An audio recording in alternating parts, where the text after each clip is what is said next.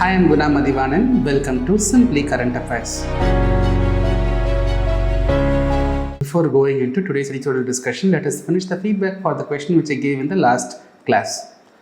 Friends, if you are watching this video series for the first time, then please watch the introductory video given in the playlist to know how to participate in this answer writing program. And friends, we are coming up with our batch 2 of 75 cross 75. So 75 cross 75 is an exclusive current affairs program targeting 2026 prelims, where I will be covering 1000 plus topics in detail along with static linkage, and each class will be followed by multiple choice question based test. So I will be giving you detailed material for each class. So watch the class, revise the material and take the test. This program also includes detailed discussion on economic survey as well as budget. For more information about this program as well as our economy full course, you can visit our website www.simplycurrentaffairs.com, or you can click the link given in the description, or you can WhatsApp to the number given in this video. The question which I gave in the last class, that's regarding assess the evolution of India-Africa relations over the past decade. Suggest a strategic roadmap for a future-oriented next chapter for this partnership. So pretty straightforward question, easy question. So in the introduction, you highlight that over the past decade, we have strengthened our relationship with Africa.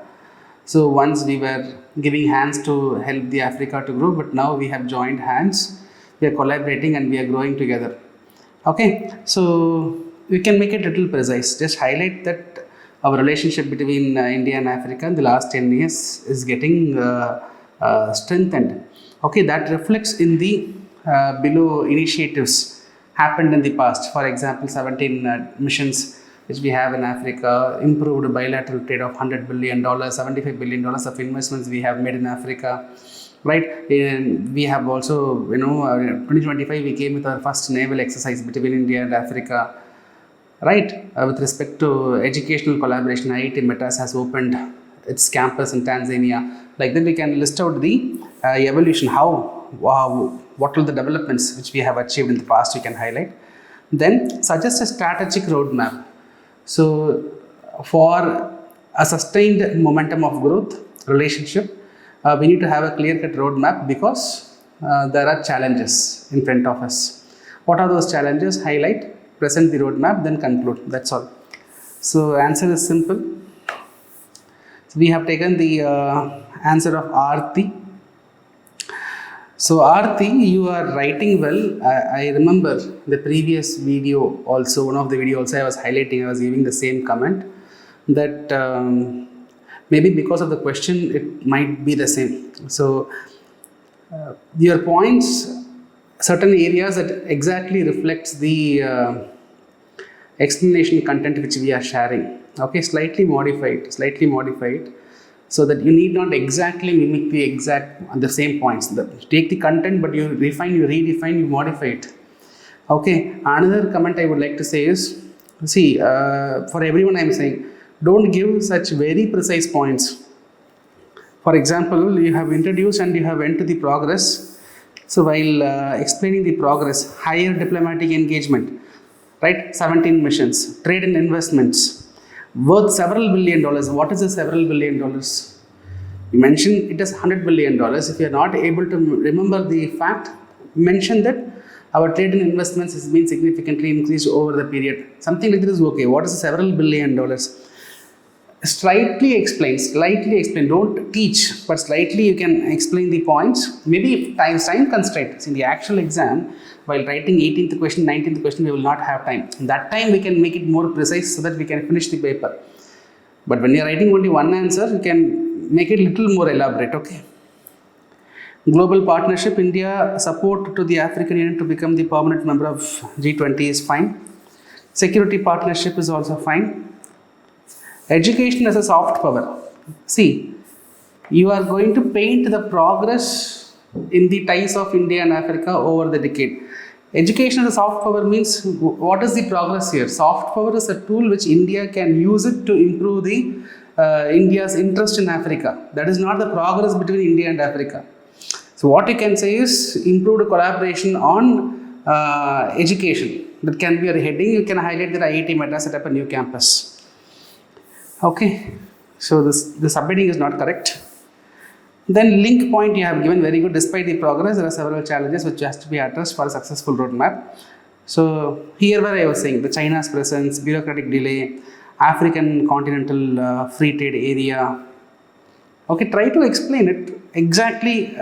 Don't take the same point from the content we are sharing. We are not sharing answer key. We are sharing the editorials content. Editorials content has to be redefined for our answer. Okay.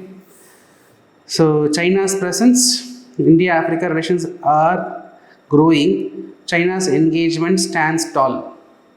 This is like a statement. Bureaucratic delays and crunch in financial resources. It will explain it. Okay. African continental free trade area creating a single market expects partnership on their own terms. These are the exact terms which was used in the editorial also. Please do not use the same sentences here. This has to be little explanatory. Little. Then future roadmap, revive institutional setup, hold another summit. Another what summit? India-Africa summit. Okay. Another summit to accelerate the momentum in the partnership. Build corridor unique to India-Africa. Which corridor? Which corridor you are mentioning to? Leverage use of digital public infrastructure. Okay. Two different points. Which corridor you want to build? Human link. Students trained in India are now leaders. This is an advantage. This is an advantage. But what is the roadmap here? That's what I am saying. Editorial content is fine. That content explains what the author is saying. But when a question is asked, we have to modify that content. Okay. See, that is very important. That is very important. Why I am repeating this point is, see, you are having content, you are able to write coherently. So you are a prospective candidate. But what happens is in the actual mains exam. So we will be studying a lot of content, lot of materials we will be studying.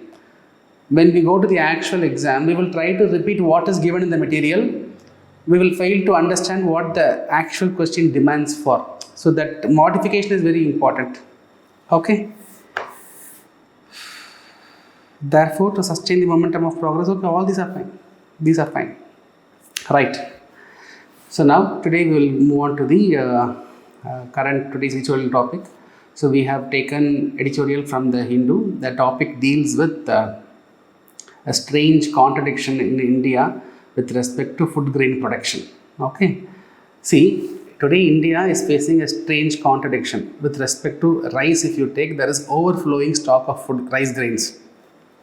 Another side, if you look at essential daily food items like pulses and imports, we are depending on, pulses and oil seeds, we are depending on imports.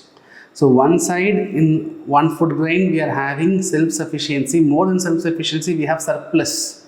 Another side, there's a huge demand in the country, but we are meeting all those demand not through domestic production, rather through imports. So this contradiction is what this article is highlighting all about. On an average, in India, under the public distribution system, the government is procuring close to 500 to 525 lakh tons of rice, paddy. But however, the actual rice demanded for the public distribution process is less than 425 lakh tons. Where is 425 lakh tons? Where is 525 lakh tons? So we are procuring in surplus. Now what happens when you procure in surplus? This is going to put a strain on the storage system. Right, and we do not have sufficient storage system, that leads to a lot of food loss. Okay, but when you compare it with wheat, the procurement under the PDA system is not sufficient. The procurement is not sufficient. We have to procure more than what we are actually procuring to sustain the food security. Under the NFSA Act, to sustain that, we are procuring more than what the PDA is actually procuring. So in terms of rice, excess procurement. In terms of wheat, under procurement. When you come to pulses, India is the world's largest producer of pulses. But do you know what? Still we are not able to achieve self-sufficiency. Last year alone we imported 30,000 crores worth of pulses. When it comes to oil seeds, the situation is even more worse. Oil seeds, almost 1.2 lakh crores worth of oil seeds we are importing. Almost 55% of our needs are met through these imports, right? Look at when there is Russia-Ukraine war, that is where we are importing a lot of sunflower oil. Because of these wars, the sunflower oil price is going to increase, and that is going to have an impact on our monthly food expenditure, right? So why such starking differences between the food grains? Now what happens is, this variation, particularly if you take rice, that results in excess amount of procurement. The excess procurement, that is actually putting a lot of strain on the public procurement process only.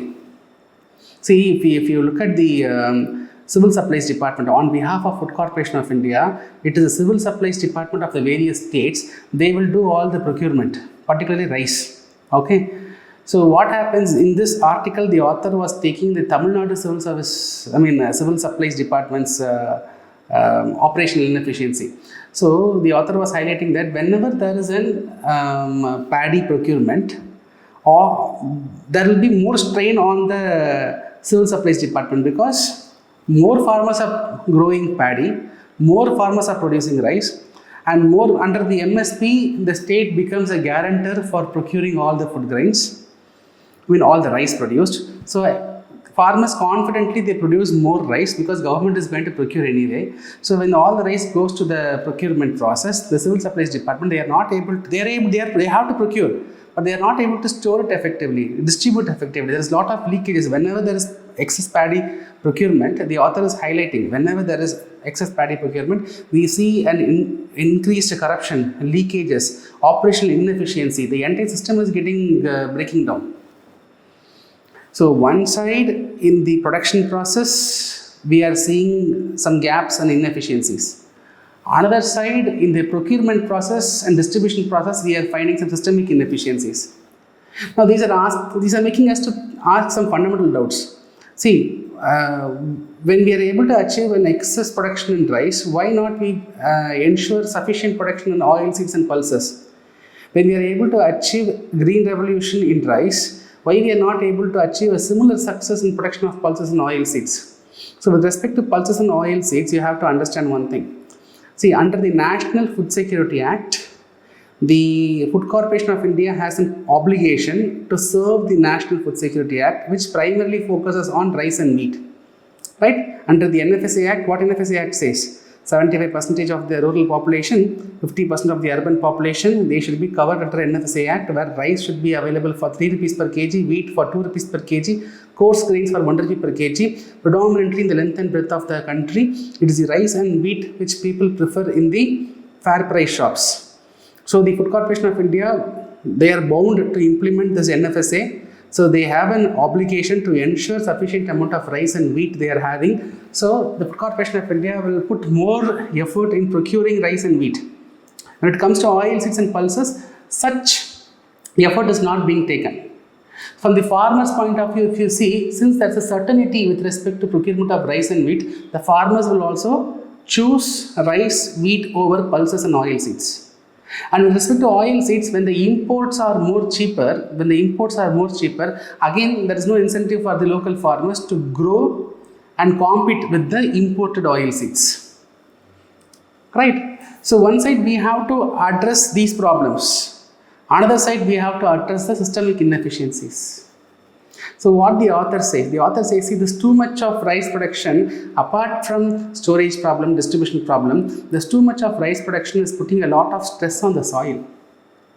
Because when you are growing rice back to back, it is going to affect the fertility of the soil. So the author is suggesting that we have to go for crop rotation. Only focusing on rice is not going to be helpful. So we have to go for crop rotation. So after rice, go for pulses, go for oilseeds. Now in this process, we have to motivate the farmers, because just like that, going and telling to the farmers that okay, now rice is over, go for oilseed, go for pulses, we cannot force the farmers to do so, but we have to incentivize the farmers, right? So like how there is a certainty in the procurement of rice, the government should also ensure certainty in the procurement of pulses and oilseeds. Government should ensure there is a fiscal incentive for the farmers to procure. See, everything government cannot procure, understandable. So what government should do? They have to create a demand for the pulses and oil seeds, right? So that the farmers are able to immediately sell and make money. So how to create that demand, sir? See, the author is highlighting one thing, that is, we have producers, farmers. Another side, we have big procurers like Food Corporation of India or big private firms, they procure, okay? But in the country, we also have small procurers. The author of the article also highlights a kind of case study where he says that take this appalam or papadam making small factories. Okay, this papadam or papad or appalam making small scale industries. Why don't we connect them directly with the farmers? See, now what happens is these small procurers, these small industries, they are not procuring the raw materials directly from the farmers. They go to market and they procure. But instead, if we are able to create a system where these small producers, now just think about appalam factories only. So they make use of pulses. So there is a huge demand for pulses in the appalam making industry. So now, if we are able to create a system where the small scale industries are able to directly procure from the farmers, then there is an instant demand, there is an instant supply. This might motivate the farmers to shift towards pulses also. So we have to create a local demand, immediate demand, so that the farmers are getting incentivized. So for this purpose, the author is saying, see, why don't we make use of farmer producer organization? Making the small industries to directly link with individual farmers is not going to be meaningful or helpful. So what we can do is, we can strengthen the FPO. Till now, India has not realized the potential of farmer producer organization. So we will strengthen the FPO and we will connect the FPO with the small procurers so that we can create a new demand that will help the farmers also to shift towards some other crops. Okay, now this process along with crop rotation, just think. So we are growing rice, then we go for pulses. To grow pulses, farmers having incentive and local demand. So we are able to, through crop rotation, we are able to protect the soil health, and by creating a local demand for the farmers, for the pulses particularly, we are also able to produce sufficient pulses so that we need not depend on the imports. So like this mechanisms has to be created, right? And the author was also saying that, see, in the procurement, Food Corporation of India doing all the procurement is challenging. Okay, procuring that much amount of 500 plus lakh tons of rice, distributing that itself is challenging. Again, wheat is going to be challenging. So expecting the Food Corporation of India to do all the procurement is going to be very, very challenging. So the author is highlighting a model which was utilized in West Bengal. So in West Bengal, West Bengal government, they came with an idea where they took the help of farmer producer organizations and the primary agricultural credit societies, PACs, village level cooperatives. So village level credit societies and FPOs, they were trained and they became the immediate procurement agencies. Okay, so food producer organizations don't think that whatever the organization produces, they will procure. It's not like that. On behalf of Food Corporation of India, on behalf of Civil Supplies Department, these FPOs and the primary agricultural credit societies, they will act like an immediate procurement agencies from the farmers. Okay, so quick procurement is possible only if then from there it will go to FCA. FCA coming directly or Civil Supplies Departments coming directly to every village procuring, that's going to be challenging. Or asking the farmers to go to Civil Supplies Department or the FCA depot and sell it is also going to be challenging. So we need some intermediary. We need some new entrants. This is where West Bengal is using this model. So similar model can be adopted in other states also, so that the procurement becomes decentralized. So such systemic changes has to be introduced. See, changes cannot be brought overnight, but somewhere we have to start the transformation for a better and sustainable food policies, food procurement, food distribution in India. Right? So this is about the article. Very good article, very, very useful for our GS3 agriculture part. Now, based on our discussion, I will give you a question. India's food system presents a paradox of surplus in cereals alongside import dependence for pulses and edible oils. Analyze the factors responsible for this imbalance and suggest measures to address it. It will be a 10 marker question. So write the answer for 150 words, email to us in PDF format, and once after submitting, please mention your name in the comment that you have submitted the answer. Right friends, I will see you tomorrow with another interesting editorial topic. Till then, bye. Take care from Guna Mathivanan.